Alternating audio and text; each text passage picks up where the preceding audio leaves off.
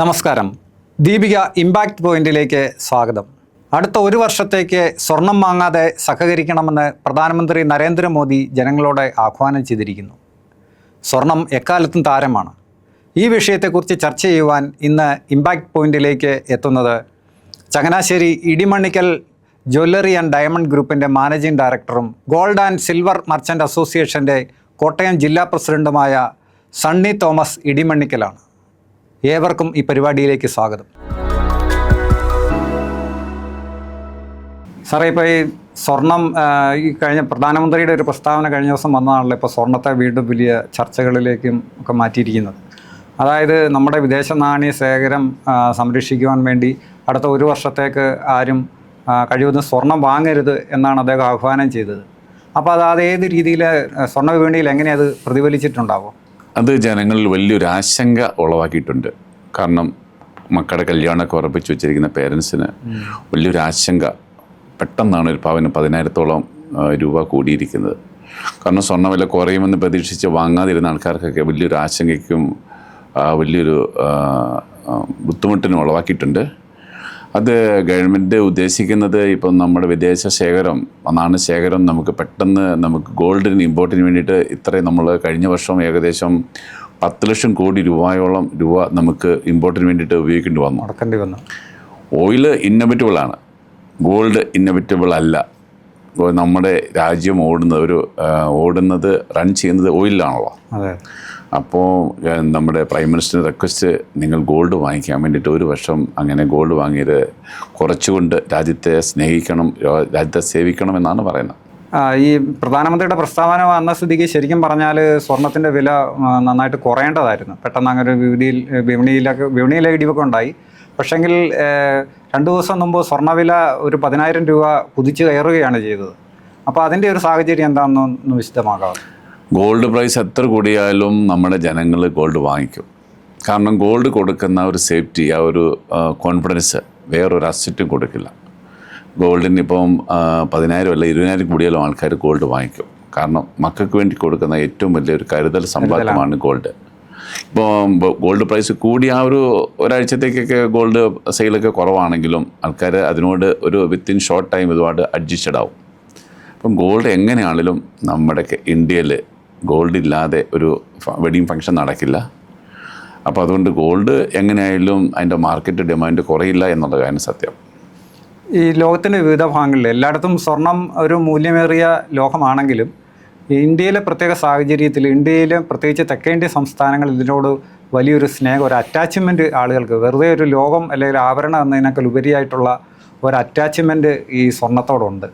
അത് എങ്ങനെ ക്രിയേറ്റ് ചെയ്യപ്പെട്ടത്, എങ്ങനെയാണ് അത് രൂപപ്പെട്ട് വന്നത്? അത് നമ്മുടെ ഇന്ത്യൻ കൾച്ചറാണ്. നമ്മുടെ ഇന്ത്യയിലെ കൂട്ടുകുടുംബമാണ് നമ്മുടെ ഒരു കൾച്ചർ. നമുക്ക് പേരൻസ് മക്കൾക്ക് വേണ്ടി കരുതി വെക്കുന്നു, മക്കൾക്ക് വേണ്ടി ജീവിക്കുന്നു. അവരുടെ ഹാപ്പിനെസ്സാണ് പേരൻസിൻ്റെ ഹാപ്പിനെസ്. അത് ലോകത്തിൽ ഇങ്ങനെ ഒരു കൂട്ടുകുടുംബത്തിൽ ഇത്രയൊരു ബോണ്ടിങ് മറ്റുള്ള രാജ്യത്തെക്കാട്ടിലും മറ്റുള്ള വിദേശ രാജ്യങ്ങളെക്കാട്ടും കൂടുതലാണ് നമ്മുടെ ഇന്ത്യയിൽ. അപ്പോൾ അവർ ജീവിക്കുന്ന മക്കൾക്ക് വേണ്ടിയിട്ടാണ്. അപ്പം മക്കൾക്ക് കൊടുക്കാൻ പറ്റുന്ന ഏറ്റവും നല്ലൊരു അസറ്റാണ് ഗോൾഡ്. നമുക്കറിയാം, നമ്മുടെ അസറ്റ് എന്ന് പറയുമ്പോൾ നമുക്ക് റിയൽ എസ്റ്റേറ്റിൽ ഇൻവെസ്റ്റ് ചെയ്യാം, ഷെയറിൽ ഇൻവെസ്റ്റ് ചെയ്യാം, ഗോൾഡിൽ ഇൻവെസ്റ്റ് ചെയ്യാം. അപ്പം നമുക്ക് ഏറ്റവും കൂടുതൽ ലിക്വിഡിറ്റി ഉള്ളത് ഗോൾഡിനാണ്. ഒരു അത്യാവശ്യ ഘട്ടത്തിൽ ഗോൾഡ് പോലെ നമുക്ക് പണമായിട്ട് കൺവേർട്ട് ചെയ്യാൻ പറ്റുന്നത് വേറൊരു അസറ്റും ഇല്ല. ഈ നൽകുന്ന നമുക്ക് അത്യാവശ്യ ഘട്ടത്തിൽ വിൽക്കാം, അല്ലെങ്കിൽ അത് പണയം വെക്കാം. അപ്പം ഗോൾഡാകുമ്പോൾ ഗോൾഡ് നൽകുന്ന ഒരു കോൺഫിഡൻസ് വേറൊരു അസറ്റും നമുക്ക് നൽകത്തില്ല. അതുകൊണ്ടാണ് ആൾക്കാർക്ക് അതിനോട് കൂടുതൽ. തീർച്ചയായിട്ടും. അപ്പോൾ അതുകൊണ്ട് ഗോൾഡിന് ഒരിക്കലും ഡിമാൻഡ് കുറയത്തില്ല. നമുക്ക് ഇപ്പം ഈ പുതിയ ടാക്സ് വന്നപ്പോൾ ഏകദേശം 16% ഇപ്പം ഗോൾഡിന് ഇമ്പോർട്ട് ടാക്സ് വന്നിരിക്കുന്നത്. അപ്പം നമ്മൾ ഗൾഫിൽ നിന്ന് ഒരു കിലോ സ്വർണം ഇപ്പോൾ ഇമ്പോർട്ട് ഇപ്പോൾ കള്ളക്കടത്ത് വന്നു കഴിഞ്ഞാൽ ഏകദേശം 20 ലക്ഷം രൂപയാണ് ഡിഫറൻസ് വരുന്നത്. അപ്പോൾ അതുകൊണ്ട് ഗ്രേ മാർക്കറ്റ് കൂടാനായിട്ട് വളരെ ചാൻസാണ്, കള്ളക്കടത്ത് കൂടാൻ ഉറപ്പായിട്ടും. അപ്പോൾ അത് ഈ ഒരു പുതിയ നയം കൊണ്ട് അങ്ങനെ ഒരു കാര്യം നടക്കാനായിട്ട് വളരെ ചാൻസ് ഉണ്ടെന്നുള്ള കാര്യമാണ് ഇതിൻ്റെ ഒരു നെഗറ്റീവ് സൈഡ്. ഈ അടുത്ത കാലത്ത് ഏകദേശം ഗൾഫിലെയും അതുപോലെ ഇന്ത്യയിലെ സ്വർണ്ണവില ഏകദേശം ഒരു അടുത്തടുത്ത് വന്നത് കാരണം കള്ളക്കടത്ത് അല്പം കുറഞ്ഞിട്ടുണ്ടായിരുന്നു അല്ലേ? ഞാൻ ശ്രദ്ധിക്കാറുണ്ട്. വിദേശത്ത് നമ്മുടെ ദുബായിലും അതുപോലെ അബുദാബിയിലൊക്കെ ആ ഗോൾഡ് പണ്ടത്തെ സെയിൽ കുറഞ്ഞിരുന്നു. കാരണം നാട്ടിലേക്ക് വരുമ്പോൾ എല്ലാവരും ഒരു കുറച്ച് ക്വാണ്ടിറ്റി ഗോൾഡുമായിട്ടാണ് വരുന്നത്. ഇപ്പോൾ ഓരോ ദിവസവും ഇങ്ങനെ ആൾക്കാർ ട്രാവൽ ചെയ്തുകൊണ്ടിരിക്കല്ലേ. അപ്പോൾ അവർക്ക് ഇത്ര ഗ്രാം സ്വർണം കൊടുക്കുന്നതിന് 19 ഗ്രാം കൊണ്ടുവരുന്നത് ലീഗലാണ്. അപ്പോൾ ഓരോ പ്രാവശ്യം വരുമ്പോഴും കുറേശ്ശെ ആകുമ്പോൾ പലരും വന്നു കഴിയുമ്പോൾ വലിയൊരു ക്വാണ്ടിറ്റി എമൗണ്ടാണ് വരുന്നത്. എന്തായാലും ആവശ്യത്തിനനുസരിച്ച് ഗോൾഡിൻ്റെ ഡിമാൻഡ് ഒരിക്കലും കുറയില്ല. അതുകൊണ്ട് ഈ ഒരു നയം കൊണ്ട് ഗവൺമെൻറ് പ്രതീക്ഷിക്കുന്ന ഒരു ഗുണം കിട്ടുമോ എന്നുള്ള കാര്യം ഡൗട്ടാണ്. ഈ സ്വർണ്ണവില കുതിച്ച് കയറുന്ന ഈ സാഹചര്യത്തിൽ, വിപണിയിലൊക്കെ അത് പ്രതിഫലിക്കുന്ന ഈ സാഹചര്യത്തിൽ ജനങ്ങളോട് സ്വർണത്തോട് കൂടുതൽ അടുക്കുകയാണോ അകലുകയാണോ? ഒരു സ്വർണ്ണ വ്യാപാരി എന്ന നിലയിൽ സാറിൻ്റെ ഒരു നിരീക്ഷണം എന്താണ്? ആൾക്കാർ സ്വർണ്ണത്തോട് കൂടുതൽ അടുക്കുകയാണ് ചെയ്യുന്നത്. കാരണം നമുക്ക് 2024 ഗോൾഡിന് 7000 രൂപയായിരുന്നു പ്രൈസ്. ഇപ്പോൾ അത് അറൗണ്ട് 14,000 ഒരു ഗ്രാം ഗോൾഡിൻ്റെ പ്രൈസ്. ഏകദേശം നമുക്ക് 100% ഹൈക്കാണ് വന്നിരിക്കുന്നത്. അപ്പോൾ ഗോൾഡ് വാങ്ങിച്ചിട്ട് ആർക്കും നഷ്ടം വന്നിട്ടില്ല. അപ്പോൾ നമുക്ക് ഏതൊരു സേവിങ്സിനെക്കാട്ടിലും റിട്ടേൺ ഗോൾഡ് നൽകുന്നുണ്ട്. അഷ്യൂരിറ്റി കൂടി വരികയാണ്. കാരണം ഓരോ വർഷവും തോറും ഗോൾഡിൻ്റെ പ്രൊഡക്ഷൻ കോസ്റ്റും കൂടുകയാണ്. Gold is expensive because it is rare in nature. പ്രകൃതിയിൽ ഗോൾഡ് നമുക്ക് മൈനിങ് പ്രോസസ്സ് കുറച്ചുകൂടി എക്സ്പെൻസീവ് ആയിക്കൊണ്ടിരിക്കുകയാണ്. അപ്പോൾ നേരത്തെയൊക്കെ മൈനിങ് ഒക്കെ സ്റ്റോപ്പ് ചെയ്തായിരുന്നു. ഇപ്പോൾ ഗോൾഡ് പ്രൈസ് ഇപ്പം കൂടിയപ്പോഴാണ് നിർത്തിവെച്ചിരിക്കുന്ന മൈൻസൊക്കെ സ്റ്റാർട്ട് ചെയ്തിരിക്കുന്നത്. നേരത്തെ അത് പ്രോഫിറ്റബിൾ അല്ലായിരുന്നു. നേരത്തെ നമുക്കറിയാം, നമുക്ക് ഒരു 2020 ഗോൾഡിന് ഏകദേശം 3000-4000 രൂപയായിരുന്നു ഗ്രാമിന് വില. ആ സമയത്ത് അതിൻ്റെ പ്രൊഡക്ഷൻ കോസ്റ്റ് ജസ്റ്റ് ബ്രേക്ക് ആവുന്നതേ ഉള്ളായിരുന്നു. അപ്പം ചില മൈനുകളൊക്കെ ഒരിക്കലും പ്രോഫിറ്റബിൾ അല്ലായിരുന്നു. ഇപ്പോഴാണ് ഈ പ്രൈസ് വന്നപ്പോഴാണ് പല മൈനുകളും റീസ്റ്റാർട്ട് ചെയ്തത്. പ്രവർത്തിക്കാൻ തുടങ്ങി. നമുക്ക് 2 ടൺ ഗോൾഡ് നമ്മൾ മൈൻ ചെയ്യുമ്പോൾ നമുക്ക് 2 ഔൺസ് ഗോൾഡാണ് നമുക്ക് കിട്ടുന്നത്. അത്രേ ഉള്ളൂ. യെസ്. ഈ ലോകത്തിലെ സ്വർണത്തിൻ്റെ ഈ കൂടുതൽ പ്രൊഡക്ഷൻ അല്ലെങ്കിൽ സ്വർണം കൂടുതൽ ഉൽപ്പാദിപ്പിക്കപ്പെടുന്നത് ആഫ്രിക്കൻ രാജ്യങ്ങളിലാണ്. അത് നമ്മുടെ ഇന്ത്യയിൽ നമ്മുടെ ആവശ്യത്തിൻ്റെ 2% മാത്രമേ ഗോൾഡ് മൈനിങ് നടക്കുന്നുള്ളൂ. ഏറ്റവും കൂടുതൽ സൗത്ത് ആഫ്രിക്ക, അതുപോലെ തന്നെ ഓസ്ട്രേലിയ, USA, ഇപ്പോൾ ഇവിടെയൊക്കെ എൻ്റെ മൈനിങ് നടക്കുന്നുണ്ട്. അപ്പം മൈനിങ് നല്ല എക്സ്പെൻസീവാണ്. അപ്പോൾ ഓരോ വർഷം കൂടുന്തോറും അതിൻ്റെ മൈനിങ് പ്രോസസ്സ് വളരെ നമുക്ക് എക്സ്പെൻസ് കൂടിക്കൊണ്ടിരിക്കുകയാണ്. കാരണം ഡെപ്തിലേക്ക് നമുക്ക് മൈനിങ് പോകേണ്ടി വരുന്നതുകൊണ്ടും. ഈ സ്വർണ്ണവില കൂടിക്കഴിഞ്ഞപ്പോഴത്തേക്ക് ഇങ്ങനെ, അതായത് 22 ക്യാരറ്റ് സ്വർണ്ണമായിരുന്നല്ലോ എല്ലാവരും മേടിച്ചുകൊണ്ടിരുന്നത്. അതിൽ നിന്നൊരു മാറ്റം വന്നിട്ടുണ്ടോ എന്ന് പറഞ്ഞാൽ, ക്യാരറ്റ് ശകലം കുറഞ്ഞു കഴിഞ്ഞാൽ വിലയിലും അതിൻ്റേതായ വ്യത്യാസം വരുമല്ലോ. ആ രീതിയിലുള്ള പ്രവണത മാർക്കറ്റിൽ ദൃശ്യമാണോ? എല്ലാവർക്കും ഉണ്ട്. നമ്മുടെ വെഡിങ്ങിന് മക്കൾക്ക് നല്ല ഗോൾഡിൽ നല്ല രീതിയിലുള്ള നല്ല വലിപ്പമുള്ള പൊലിമയുള്ള ഗോൾഡിട്ട് നല്ല സ്വർണ്ണ വിഭൂഷയായിട്ട് ഇരിക്കണമെന്ന് പേരൻസിൻ്റെ എല്ലാം ആഗ്രഹമാണ്.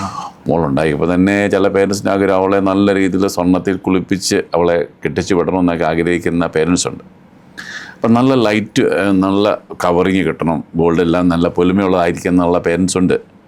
അപ്പം 18 ക്യാരറ്റ് വന്നപ്പം പൊലിമയുള്ള ഗോൾഡ് പണിതാലും പെട്ടെന്ന് ഡാമേജ് വരത്തില്ല. 18 ക്യാരറ്റ് ആകുമ്പം കുറച്ചുകൂടെ സ്ട്രോങ് ആണ്. അപ്പം 91.6 ഓർണമെൻറ്റ്സ് പോലെ 18 ക്യാരറ്റ് പെട്ടെന്ന് ഡാമേജ് വരാത്തത് കൊണ്ട് ഇപ്പം 18 ക്യാരറ്റ്സിന് കുറച്ച് കൂടുതൽ ഡിമാൻഡ്സ് വന്നുകൊണ്ടിരിക്കുകയാണ്. ഇപ്പോൾ ഏകദേശം അതിനനുസരിച്ച് പ്രൊപ്പോർഷനേറ്റായിട്ട് ഗോൾഡിന് പ്രൈസ് കുറവുണ്ട്. അപ്പം പഴയതിനെക്കാട്ടിലും 18 ക്യാരറ്റിലേക്ക്, അതുപോലെ 18 ക്യാരറ്റല്ല 14 ക്യാരറ്റ് 9 ക്യാരറ്റും ഇപ്പം ഡിമാൻഡ് ആയിക്കൊണ്ടിരിക്കുകയാണ്. ഓ ശരി. അപ്പം ട്രെൻഡ് മാറിക്കൊണ്ടിരിക്കുകയാണ്. അത്ര ആഭരണങ്ങൾ ഇപ്പോൾ ആഭരണശാലകളിലേക്ക് എത്തുന്നുണ്ട്. ഉണ്ട്. അതുപോലെ തന്നെ വേറൊരു ട്രെൻഡ് ഈ അടുത്ത കാലത്ത് ശ്രദ്ധയിൽപ്പെട്ടു. അതായത് നേരത്തെ നമ്മൾ ഇത്ര പവൻ മേടിക്കാൻ വേണ്ടി പോകുന്നു ജ്വല്ലറികളിലേക്ക്. അപ്പോൾ ആ ഒരു ട്രെൻഡ് മാറിയിട്ടില്ലേ ആൾക്കാർ? അപ്പം മക്കൾക്ക് കൊടുക്കുന്നത് ഇത്ര പവനെന്ന് പറയാതെ ഇത്ര ലാക്സിൻ്റെ ഗോൾഡ് നമുക്ക് ഷെയറായിട്ട് കൊടുക്കും, തുക പറഞ്ഞു കൊടുക്കുന്നു. അപ്പോൾ അല്ലെങ്കിൽ ഓരോ ദിവസവും ഗോൾഡ് പ്രൈസ് കൂടിക്കൊണ്ടിരിക്കുമ്പോൾ പേരൻസിന് അവരുടെ ബഡ്ജറ്റ് ഒരിക്കലും ടാലി ആകാതെ വരുന്നു. അപ്പോൾ അതുകൊണ്ട് ആ ഒരു രീതി മാറിയിട്ട് ഇത്ര ലക്ഷം രൂപയുടെ ഗോൾഡ് ആ സൈഡിലേക്ക് പോകുന്നു. അപ്പോൾ അവർക്ക് പ്രത്യേകിച്ച് ഒരു ടെൻഷൻ്റെ കാര്യം വരുന്നില്ല. നമുക്ക് ഇത്ര പവൻ്റെ ഇത്ര ലക്ഷം രൂപയുടെ സ്വർണം കൊടുക്കാം, 10 ലക്ഷം രൂപ അല്ലെങ്കിൽ 20 ലക്ഷം രൂപയുടെ സ്വർണം കൊടുക്കുന്ന ഒരു രീതിയിലേക്ക് പേരൻസ് കല്യാണ സമയത്തിലേക്ക് മൈൻഡ് മാറിയിട്ടുണ്ട്. ഈ സ്വർണത്തിൻ്റെ ഒരു ഭാവി എന്തായിരിക്കും ഇപ്പം ഇങ്ങനെ പോവുകയാണെങ്കിൽ? സ്വർണത്തിനെ കുറിച്ച് നമുക്കറിയാം, ഗോൾഡ് എന്ന് പറയുന്നത് മനുഷ്യൻ്റെ ലോകാരംഭം തൊട്ട് നമുക്കറിയാം. നമ്മുടെ ട്രിവാൻഡ്രത്ത് ശ്രീവർമ്മ ക്ഷേത്രത്തിൽ 10,000 വർഷം മുമ്പും അന്നത്തെ നമ്മുടെ രാജാക്കന്മാർ സ്വർണ്ണമാണ് ഏറ്റവും നല്ലൊരു അസറ്റായിട്ട് കരുതുന്നത്. നമ്മുടെ ഈജിപ്തിൽ ചെന്നാൽ നമ്മുടെ മമ്മീസിലൊക്കെ പറവോടെ ഇവിടെയും നമുക്ക് വരുന്ന പുനർജന്മത്തിൽ അവർ കാണുന്ന ഏറ്റവും വലിയൊരു അസറ്റായിട്ട് ഗോൾഡാണ് കാരണം. അപ്പോൾ മനുഷ്യൻ്റെ ആരംഭം തൊട്ടേ ഗോൾഡിന് ഒരു അസറ്റ് എന്നുള്ള രീതിയിൽ ഏറ്റവും വാല്യുബിൾ അസറ്റായിട്ട് ഗോൾഡിനെയാണ് കരുതുന്നത്. അപ്പോൾ എനിക്ക് തോന്നുന്നില്ല ഒരിക്കലും ഗോൾഡിൻ്റെ ഡിമാൻഡ് മനുഷ്യനുള്ളിടത്തോളം കാലം തുടർന്നുകൊണ്ടേയിരിക്കും. കാരണം അത് നൽകുന്ന കാരണം അത് ഒരിക്കലും തുരുമ്പെടുത്തോ അല്ലെങ്കിൽ നശിക്കപ്പെടുന്നില്ല. ഈ സ്വർണത്തിൻ്റെ മറ്റ് ചില ലോഹം എന്ന നിലയിൽ മറ്റ് ചില പ്രത്യേകതകളൊക്കെ ഉണ്ടല്ലോ, ചില ഉപകരണം അങ്ങനെ ഒഴിവാക്കാൻ പറ്റാത്ത ചില ഉപയോഗം. നമുക്ക് ഗോൾഡ് ഒരു അസറ്റായിട്ടാണ് മെയിനായിട്ട് ഉപയോഗിക്കുന്നത്. കാരണം നമ്മൾ ആഭരണ ഉപയോഗം കൊണ്ട് മാത്രമല്ല ഗോൾഡിന് ഇത്രയും ഡിമാൻഡ് വരുന്നത്. നമ്മുടെ ഗവൺമെൻറ് അവരുടെ സെൻട്രൽ ബാങ്കുകളിൽ ഏറ്റവും കൂടുതൽ കരുതൽ ശേഖരമായിട്ട് ഗോൾഡാണ് വെക്കുന്നത്. നേരത്തെ ഡോളറിൽ നിന്ന് ഇപ്പോഴത്തെ ജിയോ പൊളിറ്റിക്കൽ ഇഷ്യൂസൊക്കെ വന്നപ്പോഴത്തേനും ഡോളറിൽ നിന്ന് ഷിഫ്റ്റ് ചെയ്ത് ഇപ്പം ഗോൾഡിലേക്ക് ഷിഫ്റ്റഡ് ആയതാണ്. നമുക്ക് ഈ കഴിഞ്ഞ വർഷങ്ങളിലൊക്കെ ഗോൾഡ് ഇത്രയും ഡിമാൻഡ് കൂടാനായിട്ട് കാരണം. പിന്നെ ഗോൾഡിന് ഈ അസറ്റും അതുപോലെ തന്നെ ആഭരണം അല്ലാതെ തന്നെ ഇൻഡസ്ട്രിയിൽ ഗോൾഡിന് ഒത്തിരി റോളുണ്ട്. എനിക്കൊന്നും പല മൈക്രോ ചിപ്സിലൊക്കെ ഗോൾഡ് ഉപയോഗിക്കുന്നുണ്ട്. അതുപോലെ തന്നെ ഒരാൾക്കും അറിയത്തില്ലാത്തൊരു കാര്യമാണ്, gold is A good conductor of electricity. നമ്മുടെ ട്രെയിനും ലൈനും ഇലക്ട്രിക് ലൈനും തമ്മിലുള്ള കോണ്ടാക്ട്സ് ഓൾസോ ഗോൾഡിൻ്റെ പ്രസൻസ് ഉണ്ടെന്നാണ് ഞാൻ മനസ്സിലാക്കുന്നത്. കാരണം ഗോൾഡ് നല്ലൊരു ഗുഡ് കണ്ടക്ടർ ഓഫ് ഇലക്ട്രിസിറ്റിയാണ്. പിന്നെ ഒരിക്കലും നമുക്ക് പല സർജറിക്കും സ്വർണ്ണ നൂലുകൾ ഉപയോഗിക്കുന്നുണ്ട്. കാരണം ഇത് ഹാംലെസ് ആയിട്ട് ഒരിക്കലും അൺറിയാക്റ്റീവ് ആയതുകൊണ്ട് അൺറിയാക്റ്റീവ് ആയതുകൊണ്ട് അതും ആ കാര്യത്തിലും ഗോൾഡ് അതുപോലെ വളരെ സ്ട്രെച്ചബിളാണ്. ചെറിയ നൂലായിട്ട് നമുക്കിത് സ്ട്രെസ് ചെയ്യാൻ വേണ്ടി വലിച്ചു നീട്ടാൻ വേണ്ടി സാധിക്കും. അങ്ങനെ ഗോൾഡിന് പല ഇൻഡസ്ട്രിയിലും ഗോൾഡിന് പല ആപ്ലിക്കേഷൻസ് ഉണ്ട് എന്നുള്ളതാണ് മനസ്സിലാക്കാൻ പറ്റുന്നത്. അതേസമയം തന്നെ നമ്മുടെ നാട്ടിൽ ഈ സ്വർണത്തെക്കുറിച്ച് ചില അന്ധവിശ്വാസങ്ങളും ആളുകൾക്കിടയിലുണ്ടല്ലോ. പ്രത്യേകിച്ച് കുഞ്ഞുങ്ങൾക്ക് സ്വർണം ഉരച്ചുകൂടുക അങ്ങനെ ചില ഇതൊക്കെ അത് ശാസ്ത്രീയമാണോ അല്ലെങ്കിൽ അത് നമുക്കറിയാമല്ലോ. ഗോൾഡ് എന്ന് പറയുന്നത് ഒരു മെറ്റലാണ്. അത് എത്രമാത്രം കുഞ്ഞു കുരുന്നുകളുടെ വയറ്റിലേക്ക് ചെന്ന് കഴിഞ്ഞാൽ അത് ഡൈജസ്റ്റ് ആകുമോ? കാരണം പേരൻസിൻ്റെ ആഗ്രഹവും കൊച്ചു നല്ല സ്വർണ്ണം നല്ല സ്വർണ്ണം നിറവ് വരണമെന്ന ആഗ്രഹത്തിലാണ് പേരൻസ്. അത് അവരെ കുറ്റം പറയാൻ പറ്റത്തില്ല. അപ്പം ചില പേരൻസ് വരുന്നുണ്ട്, നല്ല പ്യുവർ ഗോൾഡ് വേണം മോക്ക് കുഞ്ഞിന് അരച്ചു കൊടുക്കാനാണ്, തേനും വയമ്പും എന്നുള്ളത് നമുക്ക് കേൾക്കാറുണ്ടല്ലോ.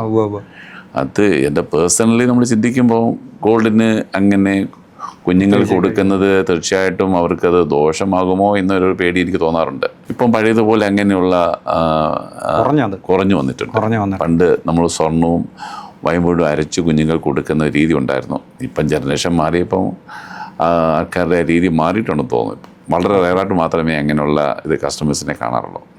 അതുപോലെ തന്നെ ഈ പുതിയ തലമുറയിൽ ഈ വലിയ ഒത്തിരി അല്ലെങ്കിൽ പൊലിമയുള്ള ഒത്തിരി ആഭരണങ്ങൾ ധരിക്കുന്നതിനേക്കാളും അവർ കുറച്ചുകൂടെ സിമ്പിളായിട്ടുള്ള എന്ന് പറഞ്ഞാൽ കുറച്ച് ഡയമണ്ട് അങ്ങനെയുള്ള കാര്യങ്ങളിലേക്ക് മാറുന്ന ഒരു പ്രവണത കാണുന്നുണ്ട്. ഇപ്പോഴത്തെ പുതിയ ജനറേഷൻ വളരെ സെലക്റ്റീവ് ആയിട്ടുണ്ട്. ഞാൻ ഇടുന്ന ഗോൾഡ് വളരെ ക്ലാസ് ആയിരിക്കണം, വെറൈറ്റി ആയിരിക്കണം, റെയർ ആയിരിക്കണം, വളരെ എക്സ്ക്ലൂസീവ് ആയിരിക്കണമെന്ന് ആഗ്രഹിക്കുന്ന കുട്ടികളാണ് ഇപ്പോൾ കൂടുതലായിട്ടുള്ളത്. അതിനത്ര പെയിൻ എടുക്കാൻ അവർ റെഡിയാണ്. കാരണം അവരുടെ ഒരു പേഴ്സണാലിറ്റി അവർ ഇടുന്ന ഓർണമെൻറ്റ്സ് കൊണ്ട് റിവീൽ ആവുന്നുണ്ട്. ഇപ്പോഴത്തെ ബ്രൈഡ്സൊക്കെ ഭയങ്കര സെലക്റ്റീവ്. അതിന് എത്രമാത്രം പെയിൻ എടുക്കാനും ടൈം എടുക്കാനും ഒരു വില്ലിങ്ങാണ്. കല്യാണമൊക്കെ ഇപ്പം കല്യാണം ഉറപ്പിച്ചതിന് ശേഷം 1 വർഷമൊക്കെ കഴിഞ്ഞിട്ടാണല്ലോ ഇപ്പോൾ കല്യാണങ്ങളൊക്കെ നടക്കുന്നത്. ആ സമയത്ത് അവർക്ക് സെലക്ഷൻ വേണ്ടി ഒത്തിരി ടൈമുണ്ട്. അപ്പോൾ അതിന് വേണ്ടിയിട്ട് ഒത്തിരി ടൈം എടുത്ത് സെലക്ട് ചെയ്യുന്ന ഒരു രീതി ഇപ്പം കുട്ടികളിൽ കാണുന്നുണ്ട്. അതുപോലെ ഈ കഴിഞ്ഞ ദിവസം ഈ പ്രധാനമന്ത്രിയുടെ ആഹ്വാനം വന്നതിന് ശേഷം അഖിലേന്ത്യ ഈ സ്വർണ്ണ വ്യാപാരികളുടെ ദേശീയ സംഘടന ഒരു നിർദ്ദേശം മുന്നോട്ട് വെച്ചായിരുന്നു. അതായത് ഇപ്പോൾ തീരുവ ഉയർത്തുന്നതിന് പകരമായിട്ട് നിയന്ത്രണങ്ങൾ കൊണ്ടുവരുന്നതിന് പകരമായിട്ട് ഇന്ത്യയുടെ കരുതൽ സ്വർണ്ണ ശേഖരത്തിൽ നിന്ന് കുറച്ച് പുറത്തിറക്കിയിട്ട് ഇപ്പോഴുള്ള ഈ ഇറക്കുമതിയെ കുറയ്ക്കണം എന്നുള്ള രീതിയിൽ അവരൊരു നിർദ്ദേശം മുന്നോട്ട് വെച്ചായിരുന്നു. ഏതാണ്ട് ഒരു 880 ടൺ സ്വർണം നമുക്ക് കരുതൽ ശേഖരമായിട്ടുണ്ടെന്നാണ് പറയും. ആ ഒരു സാഹചര്യത്തെ സാർ എങ്ങനെ കാണുന്നു? അതാണ് നമ്മുടെ ഞങ്ങൾ ഗോൾഡ് മർച്ചൻ്റ് അസോസിയേഷൻ്റെ ഏറ്റവും വലിയ റിക്വസ്റ്റ്. കാരണം നമ്മുടെ ജനങ്ങൾക്ക് ഗോൾഡ് ട്രാൻസാക്ഷൻ ഒരിക്കലും നിർത്തിവെക്കാൻ വേണ്ടി സാധിക്കത്തില്ല. കാരണം അവർക്ക് കിട്ടുന്ന സേവിങ്സ് അവർക്ക് ഗോൾഡായിട്ട് വാങ്ങിക്കാൻ, ഗോൾഡ് അല്ലാതെ ഒരു നല്ലൊരു ഇൻവെസ്റ്റ്മെൻറ്റ് അവർക്കില്ല. അപ്പോൾ എത്ര വില കൂടിയാലും അവർ ഗോൾഡ് വാങ്ങിക്കും. അപ്പോൾ ഇമ്പോർട്ട് കുറയ്ക്കാൻ വേണ്ടിയിട്ടുള്ള ഏറ്റവും നല്ല സജഷനാണ് ഇപ്പം നമ്മൾ ഗവൺമെൻറ്റിൻ്റെ മുന്നിലേക്ക് വെച്ചിരിക്കുന്നത് കരുതൽ. കാരണം ഗോൾഡ് ഇപ്പോഴത്തെ കരുതൽ ശേഖരം എടുത്ത് നമ്മുടെ മാർക്കറ്റിലേക്ക് കൊടുക്കുകയാണെങ്കിൽ ഈ ഒരു ഷോർട്ടേജ് ഇമ്പോർട്ട് ഇല്ലാതെ തന്നെ നമുക്ക് ഫുൾഫിൽ ചെയ്യാൻ വേണ്ടി സാധിക്കുന്നു. ഏറ്റവും നല്ല സജഷനാണ് അത്. ഗവൺമെൻറ് അതിനുള്ള ഫേവറബിളായിട്ടുള്ള തീരുമാനം എടുക്കുമെന്ന് നമ്മൾ പ്രതീക്ഷിക്കുന്നുണ്ട്. അതല്ലാന്നുണ്ടെങ്കിൽ ഗോൾഡിൻ്റെ കള്ളക്കടത്ത് ഗ്രേ മാർക്കറ്റ് വർദ്ധിക്കാൻ വേണ്ടിയിട്ടുള്ള വളരെ വലിയ ചാൻസാണ്. കാരണം എങ്ങനെയായാലും ഡിമാൻഡ് ഫുൾഫിൽ ചെയ്യാതിരിക്കാൻ വേണ്ടി സാധിക്കത്തില്ലല്ലോ. കാരണം നമ്മുടെ ഇത്ര 140 കോടി ജനങ്ങൾക്ക് ഗോൾഡ് എന്നുള്ള ആ ഡിമാൻഡ് എത്ര വില കൂടിയാലും അപ്പം ഗോൾഡ് വേണം. ഗ്രേ മാർക്കറ്റ് കൂടാൻ വളരെ ചാൻസാണ്. അതുപോലെ UAE ബിസിനസ് കൂടിക്കൊണ്ട്, കാരണം ഫ്രീക്വൻലി ട്രാവൽ ചെയ്യുന്നവരുണ്ട്.